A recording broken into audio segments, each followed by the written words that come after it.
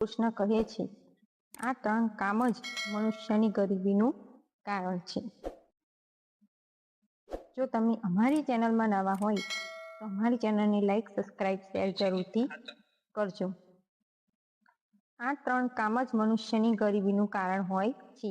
મોટાભાગના લોકો જાણતા નથી અને વારંવાર ભૂલ કરે છે. પરેશાની અને સમસ્યા દરેક લોકોના જીવનમાં હોય છે. તેમાંથી મોટાભાગના લોકો પૈસાને લઈને પરેશાનીમાં રહે છે, એટલે કે ઘરમાં રહેલી ગરીબીના કારણે. અનેક સમસ્યાથી તે હંમેશા ઘેરાયેલા રહે છે. તેને દૂર કરવા માટે ખૂબ જ મહેનત કરે છે. તે તેમાં સફળ થઈ શકતા નથી. શાસ્ત્રો અનુસાર એવી સ્થિતિમાં માટે ઘણીવાર તમારા દ્વાર પર કરવામાં આવેલા કામ જ પણ જવાબદાર હોઈ શકે છે. કહેવાનું પર્યાપ્ત એ છે કે તમારા દ્વારા કરવામાં આવેલી નાની નાની ભૂલ પણ તમારા ઘરમાં ગરીબી લાવે છે. તેવામાં પૈસાની કમી સહિત અનેક પરેશાનીઓને તમે ઘેરી લે છે અને તેમાંથી બચવા માટે ઘણા બધા ઉપાયો જણાવવામાં આવે છે. માણસ પોતાના સુખ દુઃખ માટે ઘણા હદ સુધી પોતે જ પણ જવાબદાર હોય છે. ભગવાન ભલે તમારા ભાગ્યમાં પૈસા અને સુખ લખીને મોકલી દે, પરંતુ તમારી દરેક વાત પર ભગવાન નજર રાખે છે અને તમારા કર્મ અનુસાર જ તમારું ભાગ્ય બદલી પણ દે છે. એટલા માટે જોવા જઈએ તો ઘણા માણસોની હથેળીમાં લાંબા આયુષ્ય રેખા હોવા પર અકાળ મૃત્યુને પ્રાપ્ત થઈ જાય છે અને સારી ભાગ્ય રેખા હોવા પર ગરીબીમાં જીવન જીવે છે. ભગવાન શ્રી કૃષ્ણના મિત્ર સુદામા પણ આ વાતનું ઉદાહરણ માનવામાં આવે છે, જેમને પોતાની ભૂલના કારણે અત્યંત ગરીબીનો સામનો કરવાનો પડ્યો. જોકે બાદમાં શ્રી કૃષ્ણની કૃપાથી તેમની ગરીબી દૂર થઈ ગઈ હતી. આજે અહીં અમે અમુક એવા જ કારણો તમને જણાવવા જઈ રહ્યા છીએ, જેના કારણે ભાગ્ય તમારી જ નારાજ થઈ જાય છે અને તમારે ગરીબીનો સામનો કરવો પડે છે. ઘરમાં સકારાત્મક માહોલ બનાવવા માટે સૌથી સારો ઉપાય છે ઘરને સુગંધિત રાખવામાં આવે છે. ઘરમાં એવી વ્યવસ્થા કરવામાં આવે છે જેનાથી તમારે રૂમ, કિચન, હોલ વગેરેનું વાતાવરણ સુગંધ રહે. તેના તમે અગરબત્તી, અત્તર, પરફ્યુમ વગેરેનો ઉપયોગ કરો છો.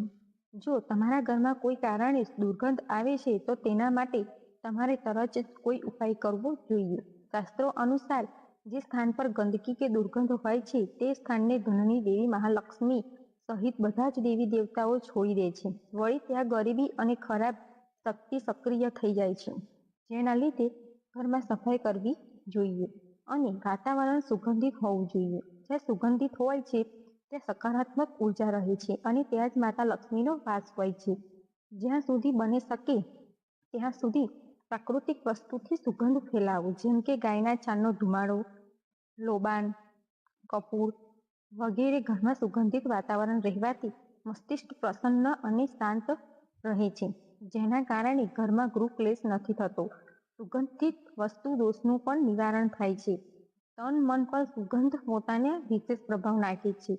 સુદામાનું ઉદાહરણ પણ તમારી સામે છે, તો સૌથી પહેલા તે કારણથી વાત કરી લઈએ જેના કારણે સુદામાતા ગરીબ થયા હતા. સુદામાએ લાલચમાં આવીને ગુરુ માતા દ્વારા આપવામાં આવેલું ભોજન એકલા જ ખાઈ લીધું હતું. જોકે તેમાં શ્રીકૃષ્ણનો પણ ભાગ હતો. બીજાનો ભાગ ખાવાના કારણે સુદામાને ગરીબીનો સામનો કરવો પડ્યો હતો. અહીં એ પણ ધ્યાન રાખવા જેવું છે કે ગીતામાં કહેવામાં આવ્યું છે કે જે ભગવાનને ભોગ લગાવ્યા વગર ભોજન કરે છે તે ચોરીનું અન્ન ખાવા સમાન ગણાય છે, જેની સજા લોકો અને પરલોક બંને જગ્યાએ સહન કરવી પડે છે. એટલા માટે બીજાનો હક ના છીનવી લો.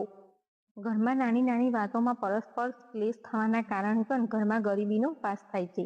ઘરમાં જ્યાં ત્યાં ગંદા કપડાં હોવા છતાં તૂટેલી ફૂટેલી વસ્તુઓને ભેગા કરીને ખાવાથી પણ આર્થિક સ્થિતિ ખરાબ થવા લાગે છે. જે ઘરમાં મહિલાનું સન્માન નથી થતું ત્યાં શુક્ર અને ચંદ્રમાની અશુભતાના કારણે ઘરમાં ગરીબીનો વાસ થાય છે. તેવામાં એ વાતનું ધ્યાન રાખો કે પુરુષ પોતાની પત્ની સાથે ખરાબ વ્યવહાર કરે છે, તેમને અપશબ્દ બોલે છે અને તેની સાથે મારપીટ કરે છે તે ઘરમાં લાંબા સમય સુધી માતા લક્ષ્મી રહેતી નથી. એટલે કે ઘરની સ્ત્રીનો અનાદર થાય છે ત્યાં લાંબા સમય સુધી દેવી માતા લક્ષ્મી નથી, એટલે ત્યાં સુધી ગરીબી આવતા વાર નથી લાગતી. શરાબ અને જુગારને સર્વનું કારણ માનવામાં આવે છે. તેનું ઉદાહરણ મહાભારતમાં બતાવવામાં આવ્યું છે. જુગાર રમવામાં કારણે ચક્રવર્તી સમ્રાટ યુધિષ્ઠિરને પોતાનું રાજપાટ ગુમાવવાનું પડ્યું હતું અને અંતમાં પોતાની પત્નીને પણ દાવ પર લગાવી દીધી હતી.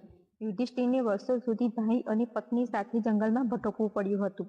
પરસ્પર સ્ત્રી ગમનને મહાપાપ માનવામાં આવે છે. બાલીથી લઈને રાવણ સુધી અને રામાયણથી લઈને મહાભારત સુધી તેના અનેક ઉદાહરણો જોવા મળ્યા છે, જેમાં પરસ્ત્રી પર ખરાબ દ્રષ્ટિ નાખવાના કારણે ધન સંપત્તિ વ્યક્તિ પર ગરીબ થઈ ગયા હતા.